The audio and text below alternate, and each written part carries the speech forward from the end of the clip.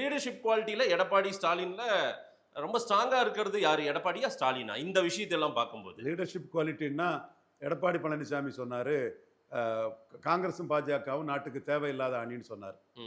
சீமான் வந்து திமுகவும் அண்ணா திமுகவும் காங்கிரஸ் பாஜகவின் ஊதுவலர்கள் ஒட்டுண்ணிகள் தொங்கு சதைன்னாரு. சீமான் அவர் லீடர்ஷிப்ல இருக்கிறாரு. எடப்பாடி பழனிசாமி பாஜக கூட தோத்ததுமே காம்ப்ரமைஸ், பார்லிமெண்ட்ல வேண்டாம்னு சொன்னவர் அசம்பிளில காம்ப்ரமைஸ் ஆகி இல்ல காம்ப்ரமைஸ் அமித்ஷாவும் ஆனார். நம்ம அதை பேசணும்ல சார்.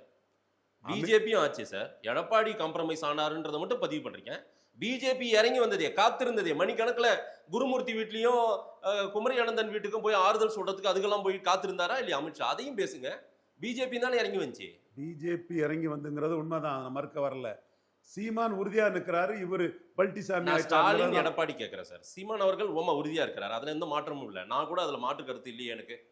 அவர் உறுதியா நிற்கிறாரு. ஸ்டாலின் எடப்பாடியில ஹீல்டாயி அலைன்ஸ் விஷயத்திலயோ சீட்டு கொடுக்குற விஷயத்திலயோ ஹீல்டாயி இறங்கி வந்தது திரு ஸ்டாலின் அவர்கள் இறங்கி வந்திருக்காரு. பல நேரம் பாத்தீங்கன்னா எவ்வளோ இப்ப வரைக்கும் பிரச்சனை பண்ணிட்டு இருக்காங்களா இல்லையா காங்கிரஸ்? இப்ப வரைக்கும் பிரச்சனை நடந்துட்டு இருக்கு.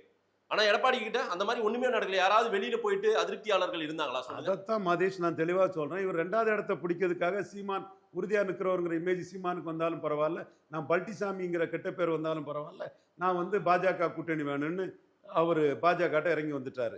24 நிலைப்பாட்டில் இருந்து சீமான் உறுதியா இருக்கிறாரு, அதே நிலைப்பாட்டில் இருக்காரு.